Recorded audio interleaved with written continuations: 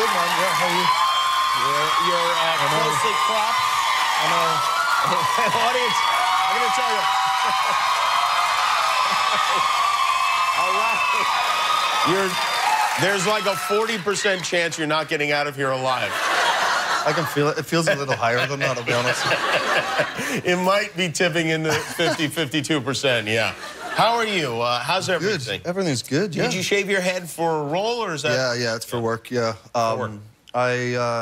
When I'm early 20s, I used to have a shaved head quite a lot. So I know that I don't have one of those weird... Knobby heads? Yeah. I feel like I probably have a lot of weird bumps on my head. I feel them sometimes. I feel you should never do this. No, I would never grow back if I ever did that. But I want to ask you about a photograph because this is interesting to me. It's a photograph of you with Josh Gad and Don Rickles. Yeah. And what was going on here? What was happening? I look very red and drunk. Yeah. That makes 3 of you, I think. What was happening there? I was having dinner with Don Rickles and his wife, Barbara. Nice. As you do. And Josh Gad happened to just come into the same restaurant. Oh, so Josh was not invited to the dinner? No, we wouldn't, no.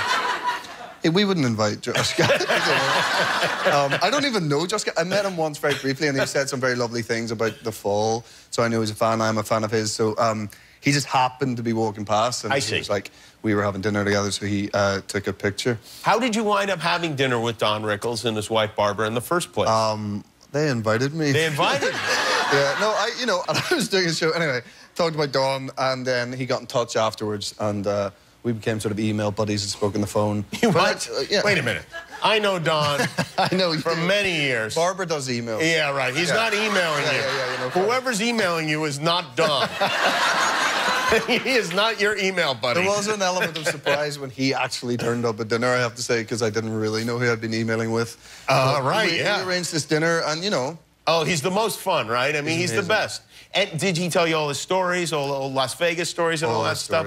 And how did it come to be that a kid from Northern Ireland even knows Don Rickles and became a fan of Don Rickles in the first place? I know, it's a good point. I'm a big fan of Sinatra and Dean Martin and Joey Bishop and that era, those entertainers. Yeah. So I guess I spent a lot of time online, Googling stuff of theirs, and you know, when YouTube came along, I used to YouTube stuff about them and interviews and all those comedy roasts were on the original comedy roast. Right.